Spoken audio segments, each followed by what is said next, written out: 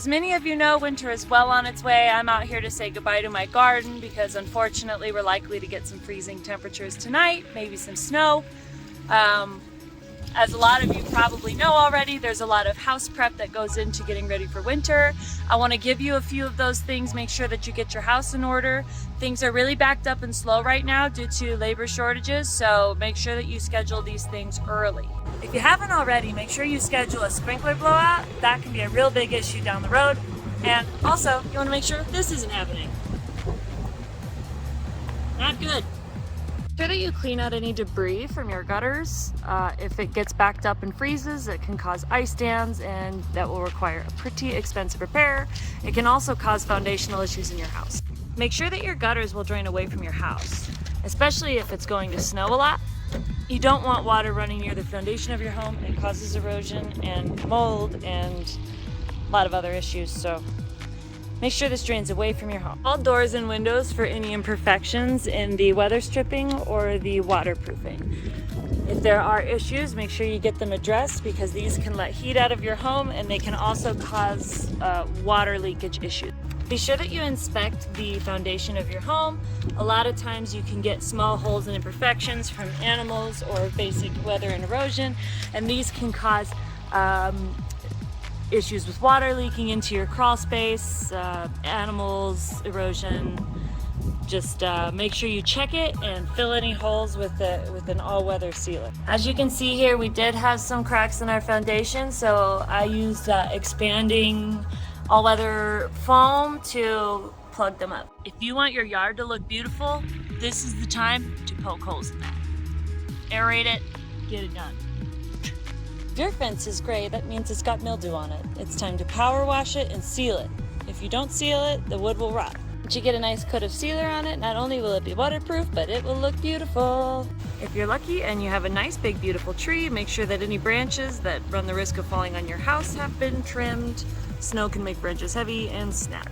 Make sure any and all plants that you want to save tonight come inside. There's a few other things you can do to your outside. There is a comprehensive list online, but now let's move to the inside. Your lawn for an extra long time, run it outside, whatever.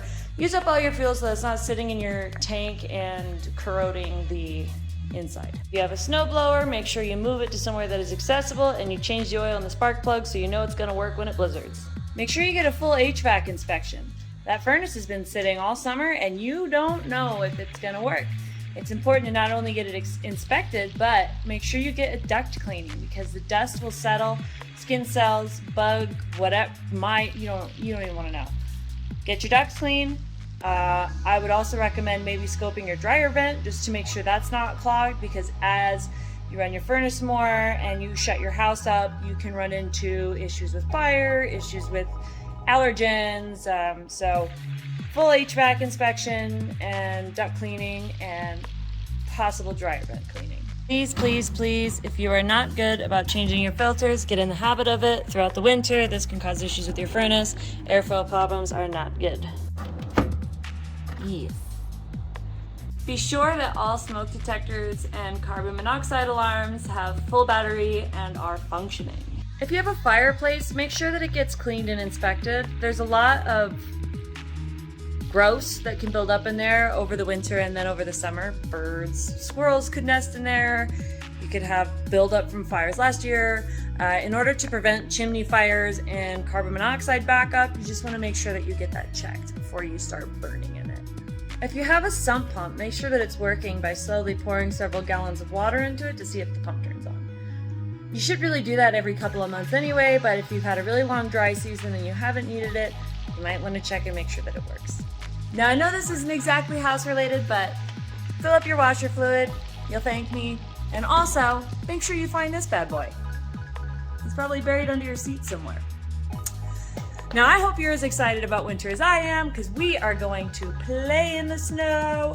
But if you have any questions or you like this video, please let me know. And I hope you have fun winterizing your house.